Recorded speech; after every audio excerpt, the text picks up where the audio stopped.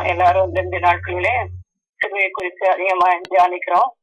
சிலுவையிலிருந்து நாம் என்ன நன்மையை பெற்றுக் கொள்கிறோம் என்பதை நாம் அந்த நாளிலே உங்களோடு கூட பேசும்படியாக தேவன் எனக்கு கொடுத்த சில கருத்துக்களை உங்களோடு கூட நான் பகிர்ந்து கொள்கிறேன்.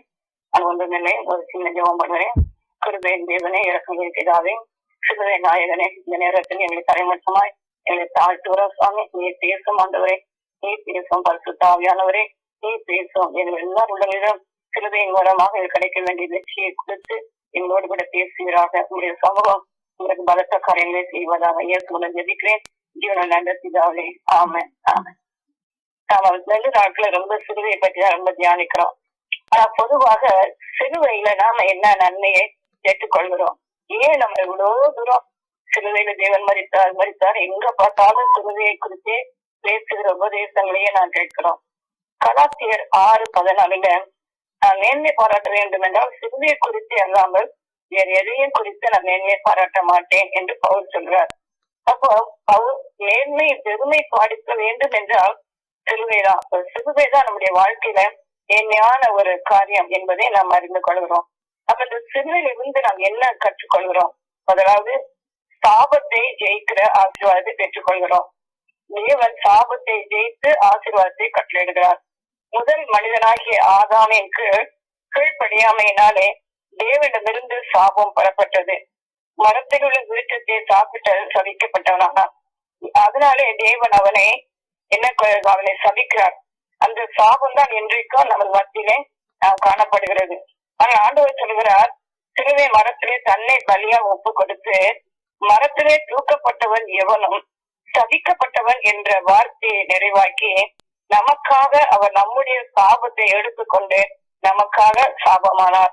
அவர் நமக்காக அவரேதான் ஆகாமி அவருடைய கீழ்ப்படியாமையினாலே அவர் அங்கே உன் வீட்டுக்கும் அவருக்கு பகை உண்டாக்குவேன் என்று சொல்லி அவர் நீ அங்கு சாபத்தை கொடுக்க வேதனையோடு நீ பிள்ளை தருவாய் என்று சொல்லி சபித்து சொல்கிறார்.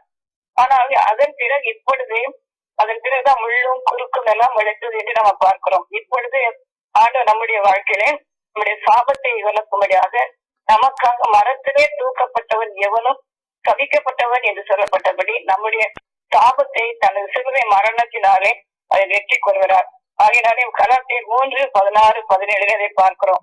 அப்படியே நம் குடும்பங்களே ஃபேமிலியில மற்ற எந்த சாபம் இருந்தாலும் நாம் இந்த காரியத்தை வைத்து நாம் ஜெபிக்கும் போது நம்முடைய சாபங்கள் தேவனாலே ஆசீர்வாதமாக மாற்றப்படும். 2வது, சிலுவை பகையை சமாதானமாக மாற்றுகிறது. எபேசியர் 2:14 பார்க்கிறோம். பிரிவினை உணர்ச்சி சிலுவையிலிருந்து வருகிற அன்பு, மன்னிப்பு இதை சமாதானத்தை தருகிறது. பிரிவினைகளை நீக்கி விடுகிறது. கள்ளனுக்கும் ரோம போர் சேவலாக கிடைத்த அன்பு பகைமை உணர்ச்சியை போக்கி விடுகிறது. அதாவது அவரை நிந்தித்த போர் சேவர்கள், யூதர்கள், பிரதான ஆசாரியர்கள் எல்லாரும் நிந்தித்து பேசி துக்கப்படுத்தும் போது அவர் சொல்லுகிறார், பிதாவே இவர்களுக்கு மன்னியும் என்று முதலாவது சொல்லுகிறார். அங்கே சிலுவையிலிருந்து புறப்படுறது மன்னிப்பு, சமாதானத்தை கொடுக்கும்படியான ஒரு மன்னிப்பு அந்த சிலுவையிலிருந்து புறப்படுகிறது. அதனாலே அந்த சிலுவை நமக்கு பாவ மன்னிப்பை அன்பை நமக்கு வெளிப்படுத்துகிறது. உங்களை சபிக்கிறவர்களை ஆசீர்வதியுங்கள். ரோமர் 2:14 சொல்லப்பட்டிருக்கிறது. நம்ம யார் சபித்தாலும் நமக்கு அந்த மன்னியுங்கள், நிந்திக்கிறவர்களுக்காக துன்பப்படுத்துவதற்காக ஜெபம் பண்ணுங்கள் என்றுதான் ஆண்டவர் நம்ம கற்றுக் கொடுக்கிறார். ஆகினாலே சிலுவையில நம்ம மன்னிப்பும் தன்மை நமக்குள்ளே உண்டாக வேண்டும் என்பது சிலுவை நமக்கு உபதேசிக்கிற காரியமாக இருக்கிறது. 3வது, பாவங்களை போக்கும் கிருபாதார பலி அவரே. 1 யோவான் 2:2. அதாவது நம்முடைய அனைத்து பாவங்களையும் உலகத்தின் பாவங்களையும் நீக்கிற கிருபாதார பலியாக சிலுவையிலே அவர் தன்னைத்தானே ஒப்பு கொடுத்தார். இயேசுவின் ரத்தம் சகல பாவங்களையும் நீக்கி நம்மை சுத்திகரிக்கிறது. 1 யோவான் 1:7. நாம் எப்படிப்பட்ட பாவங்களை செய்திருந்தாலும் சரி, தேவனுடைய கரத்திலிருந்து அந்த சிலுவை நோக்கி பார்க்கும் போது அதுல வழிந்த ரத்தம் நமக்கு என்ன கொடுக்கிறது? ஒரு பாவ மன்னிப்பை கொடுக்கிறது மாத்திரமல்ல, நம்முடைய பாவத்தை கழுவி நம்மை சுத்திகரிக்கிறது. 2வது கண்ணனை பார்க்கிறோம். அவன் பரதேசிக்குள் செல்ல அவன் பாத்திரவனாக மாற்றப்படுகிறான். இது நிமித்தம் என்றால் அதனை நாமோ நியாயமானபடி பாவம் செய்தோம், இவரை பாவம் செய்யவில்லையே, நாம் நியாயமானபடி தண்டிக்கப்படுகிறோம் இவரோ தண்டனைக்கு ஏற்பட்டவர் இல்லையே என்று சொல்லி தன்னுடைய பாவத்தை அந்த நேரத்துல அவன் வாயினாலே அறிக்கை இட்டது தேவனை நோக்கி கேட்கிறான், ஆண்டவரே உங்க ராஜ்யத்துக்கு வரும்போது என்னை நினைத்துக் கொள்ளும் அப்படின்னு சொல்றான். அப்போ அவனுடைய இதயத்துல ஒரு பாவ மன்னிப்பின் உணர்வு அந்த சிலுவையில இருந்து பிறக்கிறது. அப்போ அவன் இன்றைக்கு என்னுடனே கூட பரதேசில் இருப்பா என்று சொல்லி அவனுக்கு பரலோகத்திற்கு நித்திய ஜீவனுக்கு ஏதுவான ஒரு பாதை அந்த சிலுவையானது அவனுக்கு கொடுக்கிறது. ஆகையினால பாவங்களை போக்கும் கிருபாதார வழியாக மாத்திரமல்ல, நமக்கு ஒரு நித்திய ஜீவனுக்கு போகும் வழியாகவும் அந்த சிலுவையின் காட்சியை காணப்படுகிறது. அதன் பிறகு பார்க்கிறோம், ஒரு பாம்பின் தலையை சிலுவை நசுக்குகிறார்.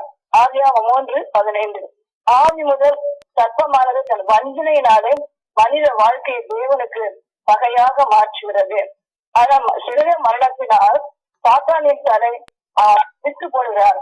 என் தேவனே ஏன் என்னை கைவிட்டீர் என்று கதறி ஜெபிக்கும் போது உலகத்தின் அனைத்து பாவங்களையும் அவர் அங்கு ஏற்றுக்கொள்கிறார். மனுஷனுக்கும் தேவனுக்கு நடுவிலே பாவமானது ஒரு பிரிவினை உண்டாக்கி இருளான ஒரு வாழ்க்கையை நமக்கு கொடுக்கும் போது ஆண்டவர் அந்த இருளுக்குள்ளே இருந்து அனைத்து பாவங்களையும் தான் ஏற்றுக்கொண்டு தான் தேவனாலே கைவிடப்பட்டவரை போல அவர் தொங்கி அவர் சொல்கிறார், என் தேவன் ஏன் என்னை கைவிட்டே என்று சொல்கிறார். இது நிமித்தமாய் அவர் நமக்கும் பாவ மன்னிப்பு கொடுக்கத்தக்கதாக நம்முடைய பாவங்களை அவர் சிலுவையிலே சுமந்து கொண்டார். கிருபாதார பலியாக சுமந்து கொண்டார் என்று பார்க்கிறோம். அதுக்கப்புறம் சிலுவை மரணமானது ஒரு ஜெயத்தை கொடுக்கிறதாக இருக்கிறது. பிதாவே உமது கைகளில் என் ஆவியை ஒப்பு கொடுக்கிறேன் என்று சொல்லும் போது அவர் தந்தது இந்த வாழ்க்கையை வெற்றியின் வாழ்க்கையாக முடிக்க வேண்டும். நான் ஒரு தோல்வியின் வாழ்க்கையாக முடிக்க கூடாது.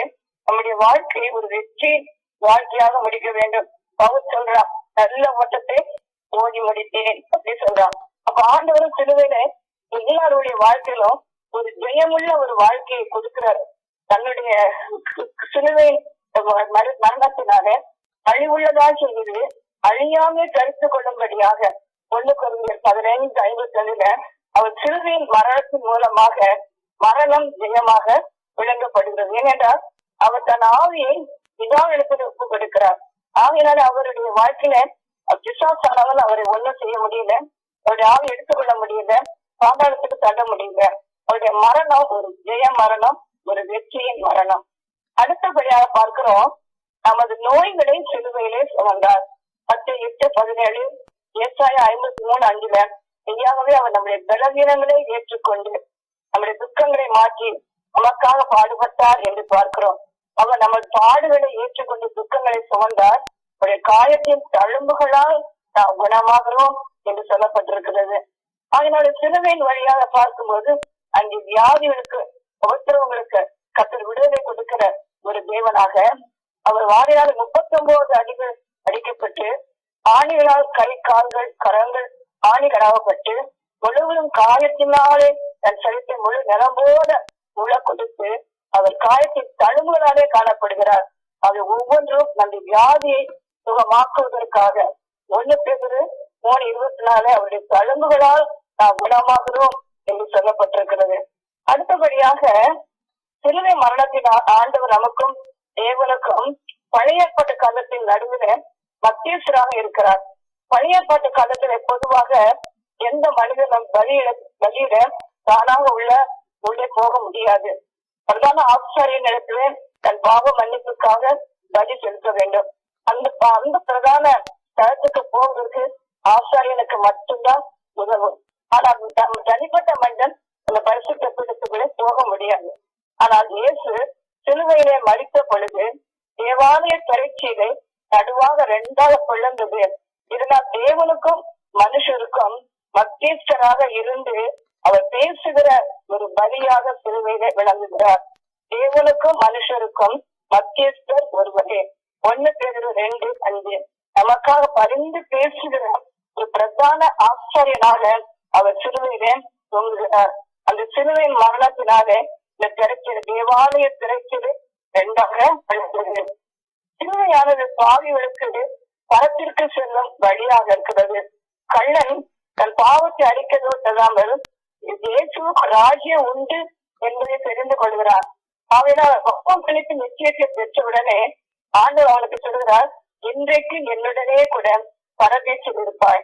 அப்ப நம்ம பரதேசுக்கு பல்லவ ராஜ்யத்தின் சுதந்திரவாதிகளாய் மாற வேண்டும் என்றால் சிலுவையின் மூலமாகத்தான் பல்லவ ராஜ்யத்தின் வழியை நாம் காண்கிறோம். இந்த கள்ளனுக்கு அந்த பாவம் மன்னிப்பு உண்டான நேரத்திலேயே அந்த பரதேசுக்கு போற ஒரு பாதையை தேவன் காண்பிக்கிறார். நானே வழியும் சத்தியமும் ஜீவனுமாய் இருக்கிறேன், என்னாலே அல்லாமல் ஒருவனும் என் பிதா இல்லத்தில் ஏறி வரான் அப்படின்னு ஆண்டு திட்டமா சொல்லியிருக்கிறார். யோவான் 14:5-6 பார்க்கிறோம். ஆகினால் அவர்தான் வழி.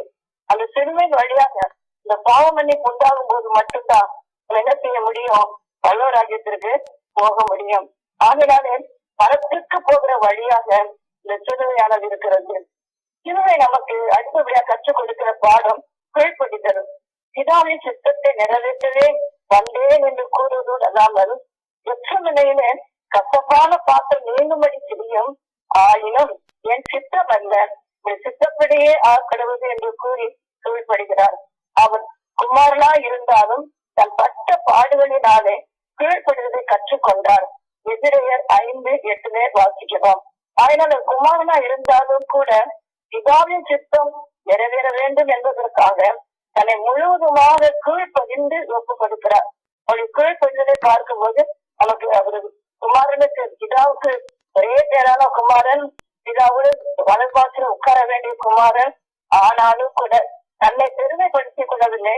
அவர் கீழ்ப்படிந்து அதை ஏற்றுக்கொள்கிறார். பிதாவின் சித்தத்தை நான் நிறைவேற்றுவேன், அவர் சொல்லுக்கு நான் கீழ்ப்படுவேன் என்று சொல்லி கீழ்ப்படுதலை அந்த சிலுவையின் மரணம் நமக்கு கற்றுக் கொடுக்கிறது. சிலுவையின் மரண பரியந்தமும் கீழ்ப்படிந்தவராகி தம்மை தாமே தாழ்த்தினார். பிலிப்பியர் 2:8-9 மரண பரியந்தமும் கீழ்ப்படித்தவராகி தன்னை தானே தாழ்த்தினார். அடுத்தபடியாக சிலுவை தெய்வீக அன்பை போதிக்கிறது. முதல் 3 வசனங்களுமே பார்க்கும்போது அவர் ஒரு அன்பை தான் வெளிப்படுத்துறார். தன்னுடைய ஒருவருக்கொருவர் நீங்கள் அன்பா இருங்கள், வாழ்த்துல கூட நம்ம அன்பா இருக்க வேண்டும் என்று நம்ம வாழ்வோம். நீ உன்னிடத்தில் அன்பு கூறுவது போல பிற இடத்திலும் அன்பா இருக்க வேண்டும். அப்போ அன்பா இருக்க வேண்டும் என்பது தேவனுடைய காரியம். அப்ப சிறுவையில் ஆண்டு சில பிதா, ஸ்திரீயே அதோ உன் மகன், மகனை பார்த்து அதோ உன் தாய், இப்படியா அந்த ஒரு புதிய உறவு, அன்பின் உறவை அங்கே கற்பித்து கொடுக்கிறார். அப்ப நம்ம பிறருக்கு ஒருவருக்கொருவர் அன்பா இருப்பது தேவனுக்கு மிகவும் பிரியமான ஒரு காரியம். பகமை உணர்ச்சி நம்ம இடத்துல காணப்படக்கூடாது. கர்த்தரை விரும்பவில்லை. முதல் 3 வசனங்களும் கர்த்தரின் தெய்வீக அன்பை தான் நமக்கு வெளிப்படுத்துகிறது. மற்றொரு சகோதர சகோதரியாக, தாயாக, தந்தையாக நேசிக்க வேண்டும் என்பதை அறிவுறுத்துகிறது. ஆனால் சிலுவையிலிருந்து புறப்படுகிற அந்த தெய்வீக அன்பு நமக்குள்ள வர வேண்டும். நாம மற்ற ஆத்மாக்களுக்காக நிச்சயத்தை பாதை நடத்த நம்ம தாகம் உள்ளவர்களாக காணப்பட வேண்டும் என்று போதிக்கிறது. மேலும் சிலுவை நம் ஆத்மாக்களை ஆண்டவருக்கு கொண்டு வர வேண்டும் என்ற தாகத்தை நமக்கு போதிக்கிறது. நான் தாகமா இருக்கிறேன் என்று சொல்கிறார். அவர் எதிர்த்து போய் தாகம் என்று சொல்கிறார். ஆத்ம தாகத்தை குறித்து சொல்கிறார். நமக்கு ஒரு ஊழியத்தின் பாதையை சிலுவையானது நமக்கு போதிக்கிறது. சமாரிய பெண்ணுக்கு மறுவாழ்க்கை கொடுத்த அங்கிட்டு நான் தாகமா இருக்கிறேன் என்று அவரிடத்திலே சொல்லுகிறார். அவருடைய தாகம் சமாரியத்தின் மனம் திரும்ப வேண்டும் என்பதுதான். ஆகினாலே சுவிசேஷத்தின் நற்பணிக்கு என்னை அழைக்கும் சத்தமாக நான் தாகமா இருக்கிறேன் என்று சொல்லுகிறார். சுவிசேஷத்தை அறிவிக்காவிட்டால் எனக்கு ஐயோ என்று பவுல் கூறுகிறார். கிறிஸ்துவின் அன்பு என்னை நெருக்கி ஏவுகிறது என்று சொல்லப்பட்டிருக்கிறது. அதுபோல நான் நல்ல ஓட்டத்தை ஓடி முடிக்க வேண்டும். நல்ல ஓட்டத்தை ஓடி முடிக்க வேண்டும் என்றால் சிலுவையின் வழியாக பாதைகளிலே நாம் கடந்து முன் வர வேண்டும். ஆகையால் சிலுவை ஓட்டத்தை முடிக்க இணைத்திருக்கிற நல்ல ஓட்டத்தை ஓடி முடித்தேன். இயேசு சாமியும் உலகத்துல சிலுவையானது அவர் நல்ல ஓட்டத்தை ஓடி முடிக்கிற ஒரு பாதையாக நமக்குள்ள இருக்கிறது. நாமும் ஆண்டுடைய சத்தத்துக்கு கீழ்ப்படிந்து சத்தத்துக்கு கீழ்ப்படிந்து சிலுவை உபதேசத்துல நடப்போமானால் ஆண்டவருக்கு பிரியமாய் வெற்றி உள்ள ஒரு வாழ்க்கை உலகத்திலே வாழ முடியும். நல்ல ஓட்டத்தை ஓடி முடித்தேன் என்று தைரியமாக சொல்ல முடியும். சிலுவையின் உபதேசம் ரட்சிக்கப்படுகிற நமக்கு தேவ பலனா இருக்கிறது என்று 1 Corinthians 1:18 பவுல் எழுதுகிறார். அதனால அருமையான பிள்ளைகளே, நம்ம இந்த நேரத்துல சிந்திப்பது என்னன்னா, சிலுவையின் உபதேசம். சிலுவை நமக்கு என்ன உபதேசிக்கிறது? அன்பை உபதேசிக்கிறது, பாவ மன்னிப்பு உபதேசிக்கிறது, ஒருவருக்கொருவர் அந்த சமாதானத்தை உபதேசிக்கிறது, கர்த்தருடைய ஊழியத்தை செய்ய வேண்டும் என்று உபதேசிக்கிறது, ஆத்மா அழிவு ஏற்படக்கூடாது என்று உபதேசிக்கிறது, உயிருள்ள நாளெல்லாம் சட்டத்திற்கு கீழ்ப்படிந்தவர்களால் வாழ வேண்டும், ஒரு கீழ்ப்படுதலை நமக்கு கற்றுக் கொடுக்கிறது. அதனால அதை நாம் அறிந்து கொண்டு சிலுவை பாதையிலே நடந்து போவோம். நானோ என்றால் நம் என்னை பாராட்ட இடத்துல ஒன்றுமே இல்லை. சிலுவை குறித்து அல்லாமல் என் இதையும் குறித்து நான் என்னை பாராட்ட மாட்டேன். படிப்பு, கல்வி, உயர்ந்த அந்தஸ்து, பணம், எல்லாம் ஒரு நாள் நம்மை விட்டு எடுக்கப்பட்டு போவோம். நான் சிலுவையோடு கூட நான் நடந்தோமானால் முடிவிலை போவர் என்னுடனே கூட பரமேஸ்வரன் இருப்பா என்று கள்ளனு கிடைத்த ஒரு பெரிய பட்சத்தை தேவன் நமக்காக ஆயத்தமாகி வைத்திருக்கிறார். வருகையை நமக்கு கொடுப்பார். நாம் அதை தியானிப்போம், சிந்திப்போம். அன்பின் பரம தகப்பனை நல்ல வேலைக்காக நமக்கு ஸ்தோத்திரம். எங்களோட நீ சிலுவையினாலே பெற்றுக்கொள்ள நன்மை எங்களுக்கு கொடுத்து பேசினீர், அதற்காக ஸ்தோத்திரம் ஆண்டவரே. சிலுவையின் உபதேசம் எங்களுக்கு ரட்சிக்கப்பட எங்களுக்கு ஒரு தேவ பலனா இருக்கிறது என்று சொன்னீர், அதற்காக ஸ்தோத்திரம்.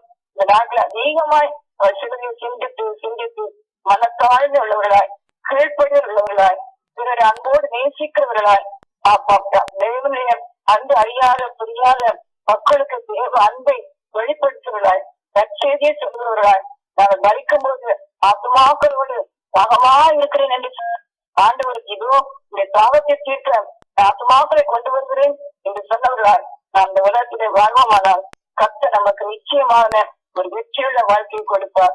அப்படியே நாம் தாழ்த்தி ஒப்புக் கொடுப்போம்.